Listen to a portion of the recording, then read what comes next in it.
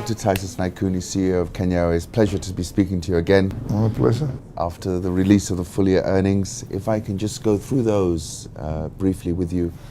You know, when I looked down the line by line item, it seemed to me that there was a pretty serious improvement, cost base, a lid on the cost base, revenues, the increase I thought was quite an extraordinary outcome given the context that we've had. In your mind, how would you characterize the results? I think I was pleased with the results. Of course, I would have preferred the situation where at least we break even. But again, looking at the circumstances during the year, we started off with the JKA fire, and then before that ended, then we had the unfortunate disaster of Westgate, and that took longer in terms of the impact. If you look at what we did, the previous year we had ordered Embraer aircraft, brand new ones, and they started coming in at the beginning of last year. So by end of the year, we had a full complement of new aircraft, which were more fuel efficient than the ones we had, as the 737-300s, which we reduced the utilization. We also went on a project to cut down on our costs. We did tremendous work around the procurement area, around the renegotiating contracts in some respects, not only here, but throughout our network. That exercise is still going on. I'm always a strong believer of looking at alternative ways of doing whatever you do, and you can cut down costs significantly. The revenue aspect is of course very important, because you'll still be left with a certain amount of costs which must be covered by the revenue. Now, a setback we had, which of course also did not allow us to have a major increase in our revenues, of course, is the aging fleet that we had. The 767s were definitely starting to upset some of our customers, and customers started going away from us. But I think going forward, the situation now is changing, because we brought in new aircrafts and we're replacing. In fact, right now, one 767 is already gone, is in Shannon Island in Ireland. We have a second one leaving in about 9 days. And by August, we'll have all 767, so we'll have a brand new fleet. So we're now in the middle of this turnaround period, right? You haven't received all the Dreamliners yet, but you're receiving, I think, practically one a month. Yes. Great Chance to reposition the brand. But you're also putting a lot of leverage on the balance sheet, right? I mean, this is done by borrowing. And given the tough nature of the last year, the travel advisories, I was listening to your press conference where you were saying some routes are down 20%. A lot of capacity coming into what is seemingly a soft spot at this moment. Would you agree, or? I partly agree, but the thing is, if you look at what has affected, as I mentioned, you've got the issue of product type. And when you look at our competitors, even during this particular period, we've had issues. Yes. Some of them have grown within some of the routes that we are in by 20%. So I still believe that if we reverse the situation as far as product is concerned, right from the airport itself to the aeroplanes themselves, we should be able to reverse the position. Can I quickly go back to the airport, because you were very complimentary during the earnings release about what you've seen at the airport. I've been passing through. It looks much more exciting than the airport we used to go through. Obviously, a key component of Kenya Airways' success is the hub. How is it playing out there? I was very complimentary, and I'm still complimentary to them, because look, I always speak my mind, and when things weren't happening, of course, I blasted.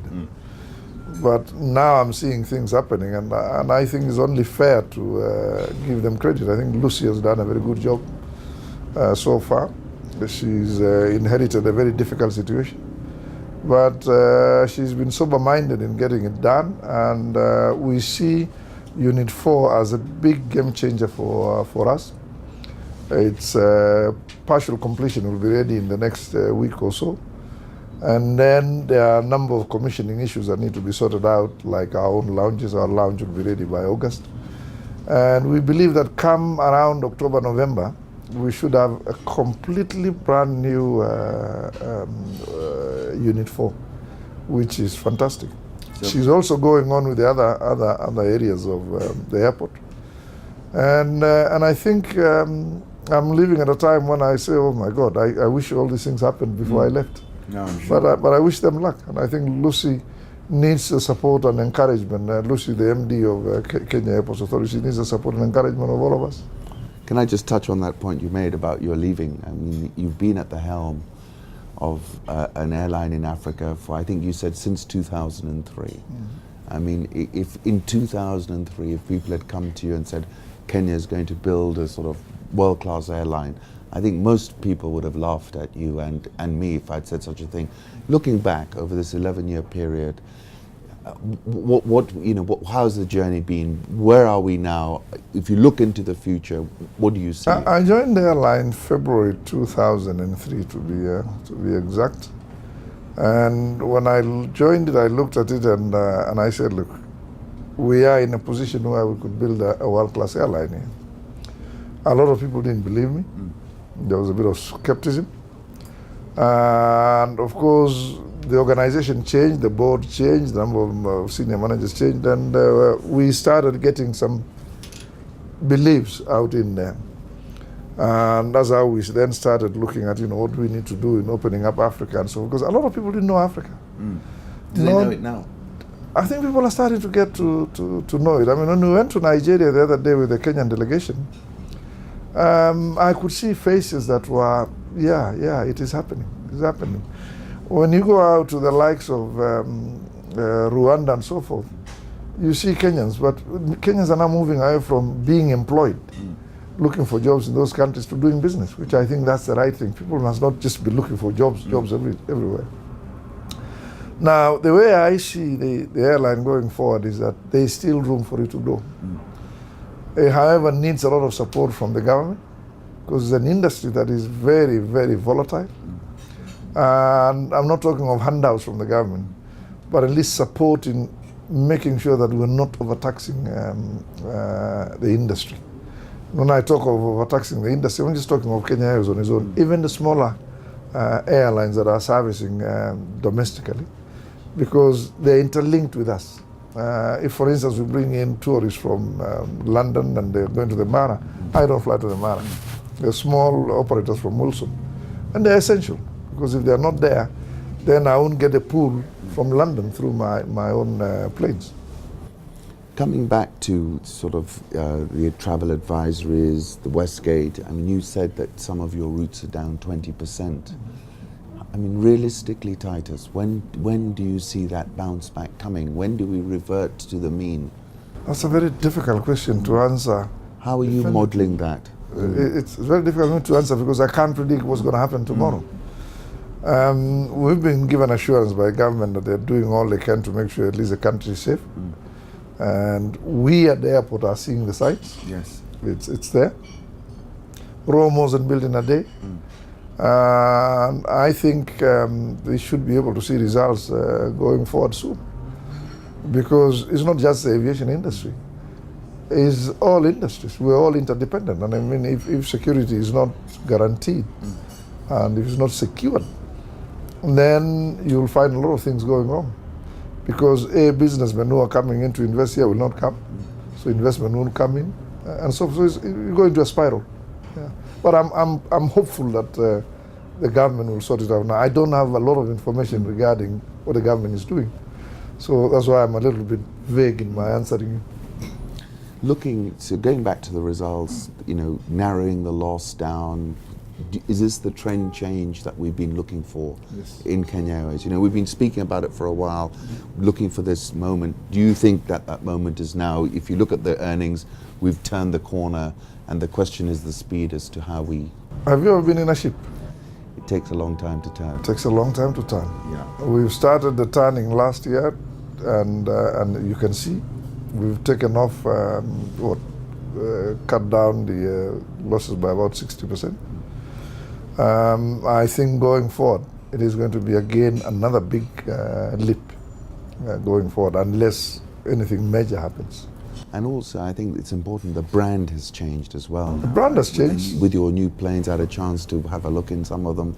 Really a different offering, a different ball game. It's, in fact, I would say we are now ahead, or rather equal if not ahead of our major competitors in our network in terms of the quality of our brand, what the inside of the aircraft and so forth.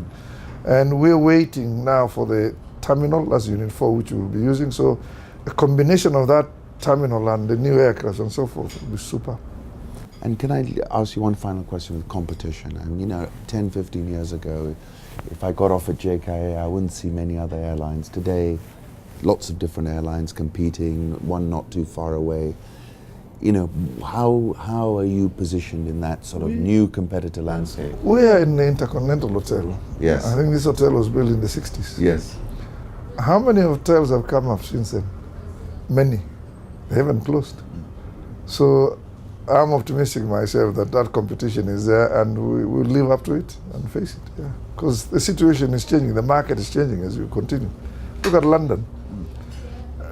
The days of British overseas, whatever, BOAC, in the 30s. KQ was not there. Then we started flying as East African Airways, I think around 1948, 49 there.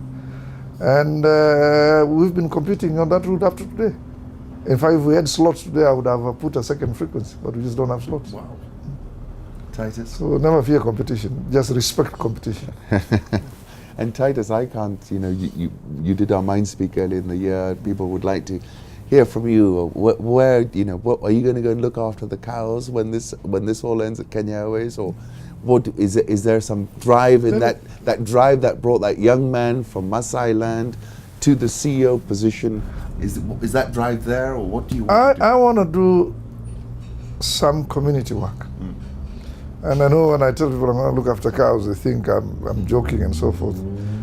I'm determined to make sure that I bring in a breed into my community such that they'll learn on how to improve their breed.